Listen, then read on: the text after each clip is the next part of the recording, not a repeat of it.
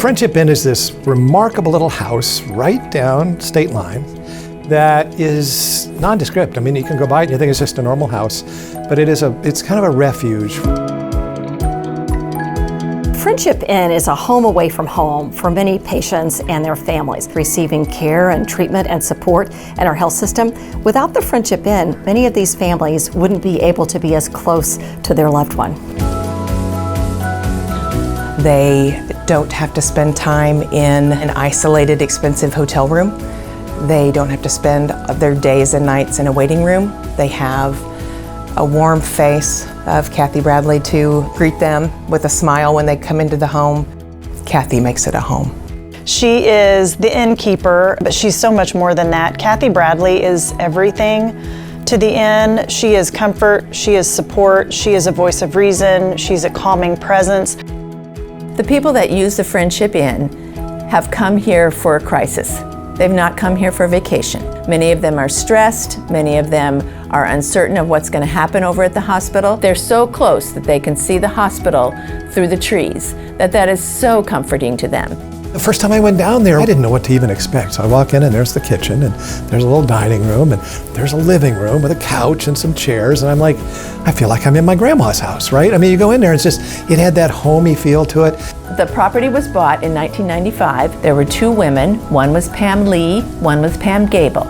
Pam Lee was a hospice social worker, and Pam Gable had come from Dodge City, Kansas for her dad to be on hospice service. It was their brainchild to have a home away from home for people who were getting medical services. The rooms are named after their parents, Chip, Ann, and the last room's Lee and Thiessen. But the most fabulous thing that we have the inn is a long front porch in front of the house. We even had a family that shared later when their loved one was in the hospital getting his liver transplant, they planned their daughter's wedding on our front porch.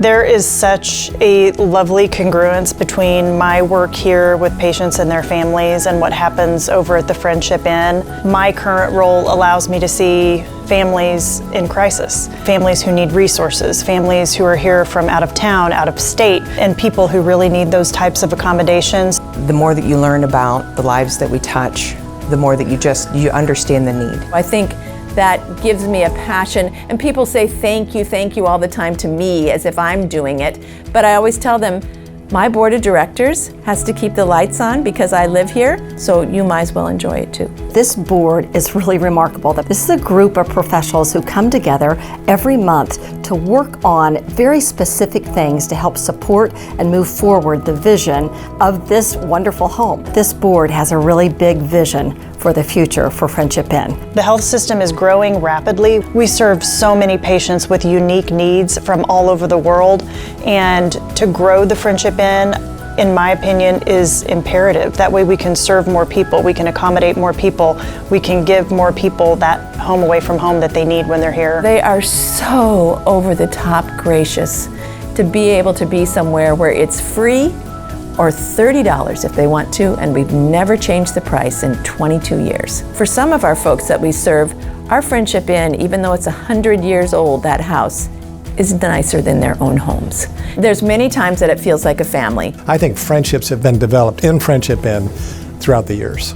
I think we've changed lives because we've had the Friendship Inn very close to our campus. We've got a lot of people to serve, and I think the sky's the limit with the Friendship Inn. Just to be associated with the University of Kansas Health System in itself is an honor, and to be in the Hall of Fame for the health system is an honor, and we are extremely grateful for that honor.